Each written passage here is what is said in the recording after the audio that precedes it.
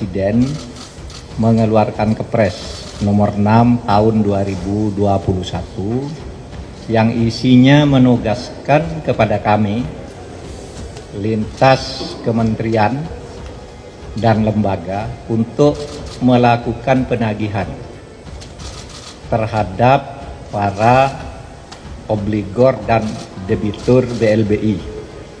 Sudah dilakukan pemanggilan dan datang wakilnya, ya, dan kita masih proses sedang berlangsung. Ya. Kita bicara prosedur aja. Pemanggilan pertama dilakukan, pemanggilan kedua dilakukan, kalau tidak hadir maka diumumkan lewat koran. Itu aja, nggak ada yang khusus. Itu adalah prosedur kita. Saya rasa baik, walaupun bagaimanapun kita harus melihat kembali bagaimana kalau memang harus kewajiban, yaitu kewajiban yang harus diselesaikan.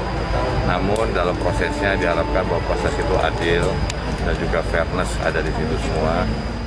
Jadi jangan dipikir bahwa Presiden Jokowi punya dendam pribadi. Tidak, ini semata-mata ada piutang negara yang harus ditagih dan mereka punya hutang harus membayar.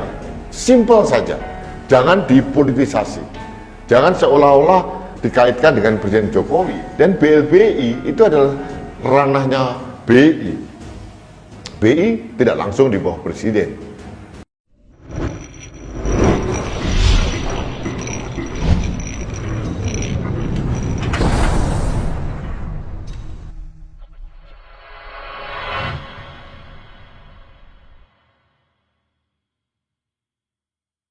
Penyelesaian kasus penagihan hutang bantuan likuiditas Bank Indonesia atau BLBI masih terus menggantung hingga saat ini.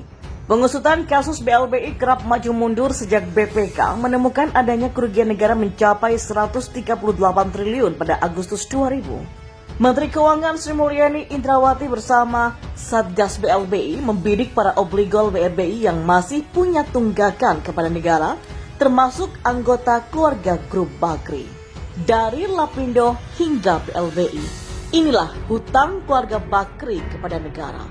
Dalam pengumuman di media massa, prosedur ketika panggilan pertama dan kedua tak dipenuhi, maka Satgas memanggil dua anggota keluarga grup Bakri, yakni Nirwan Dermawan Bakri dan Indra Usmansyah Bakri.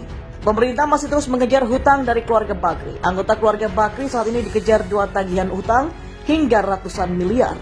Mulai dari tagihan dana bantuan likuiditas Bank Indonesia atau BLBI untuk penyelesaian kewajiban debitur ex-Bank Putra Multikarsas dan juga penyelesaian pinjaman hutang Lapindo. Dalam tagihan dana BLBI, Nirwan Dermawan Bakri dan Indra Usmansyah Bakri beberapa waktu yang lalu dipanggil oleh Satgas BLBI dan mereka dipanggil bersama Andrus Rustam Munaf, Pinkan Warau dan Anton Setianto yang mewakili PT Usaha Mediatronika Nusantara. Dalam surat dipanggil, perusahaan Bakri Group itu tercatat punya hutang kepada negara sebanyak 22,6 miliar rupiah. Mereka pun diminta untuk hadir ke gedung Syafruddin Prawira Negara lantai 4 utara.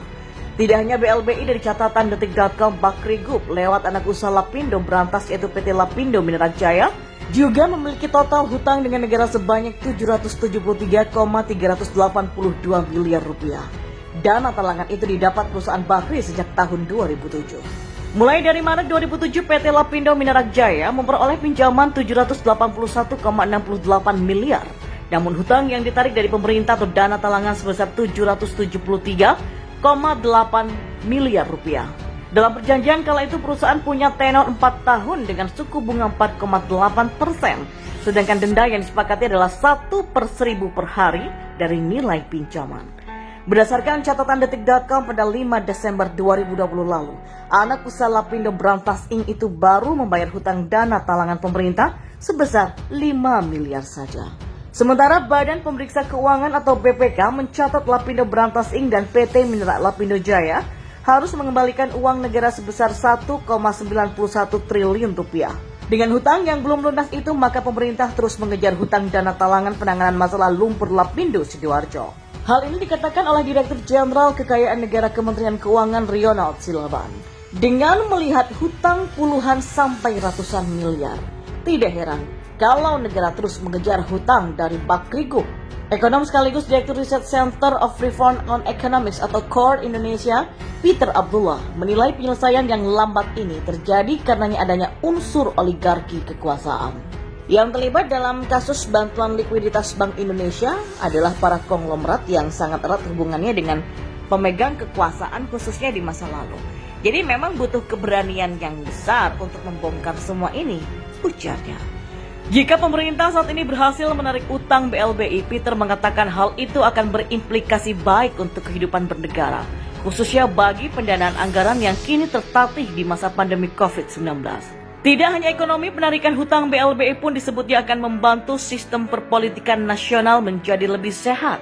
Jadi dari sisi ekonomi, pemerintah bisa mendapatkan dana tambahan untuk memperkuat APBN. Pemerintah ada tambahan dana untuk menstimulus perekonomian. Sementara di sisi perekonomian sendiri akan lebih baik karena tidak ada lagi permasalahan. Semua pelaku ekonomi tidak ada lagi beban untuk melakukan aktivitas ekonomi, ujar Peter. Menteri BUMN periode Oktober 2011 sampai Oktober 2014 Dahlan Iskan pun buka suara dan memberikan pandangannya dalam tulisan terbarunya di situs resminya thisway.id pada Rabu kemarin. Dalam tulisan yang berjudul Satgas 100 Triliun, Direktur PT Utama PLN periode 2009 sampai 2011 ini mengapresiasi bahwa pemerintah ternyata jeli atas tagihan lama para obligor yang masih bisa dikejar. Pemerintah sedang menagih uang besar, piutang lama lebih dari 100 T nilainya. Kata Dahlan, saya harus memuji, ternyata pemerintah jeli. Ada tagihan lama yang masih bisa diuber, sangat lumayan jumlahnya 100 T. Apalagi di saat pemerintah sedang kesulitan uang seperti sekarang ini. Dan itulah tagihan BLBI bantuan likuiditas Bank Indonesia untuk mengatasi krisis moneter di tahun 1998 lalu, ujar Dahlan. Dahlan pun menilai ada kejahatan massal di BLBI. Ternyata terjadi kejahatan massal. Dana bantuan dari Bank Indonesia itu banyak mengalir ke perusahaan-perusahaan yang dimiliki oleh pemilik bank itu sendiri. Macet. Krisis moneter tetap terjadi. Parah sekali. Bank-bank tersebut tetap tidak kuat hidup, ujar Dahlan. Sementara Presiden Jokowi memberikan tenggat waktu penyelesaian kasus bantuan BLBI sampai Desember 2023 kepada Menko Polhukam Mahfud MD. Tenggat waktu diberikan sebelum kepemimpinan berganti di tahun 2024. Kita akan tegas soal ini karena kita cuma diberi waktu oleh negara, oleh Presiden nggak lama. Diberi waktu sampai Desember 2023, kata Mahfud lewat rekaman video yang diterima detik.com pada Rabu kemarin. BLBI sendiri muncul saat Indonesia dilanda krisis moneter pada tahun 1998. Namun pada tahun 2004 muncul surat keterangan lunas, itu yang kemudian dilanjutkan pengusutannya oleh pemerintah. Skandal BLBI ini sebelumnya menjadi kasus yang ditangani oleh KPK, namun pada akhirnya kasus ini tak bisa diurai. Hingga akhirnya KPK menerbitkan surat perintah penghentian penyidikan atau SP3 dengan tersangka Syamsul Nursalim dan Ici Syamsul Nursalim.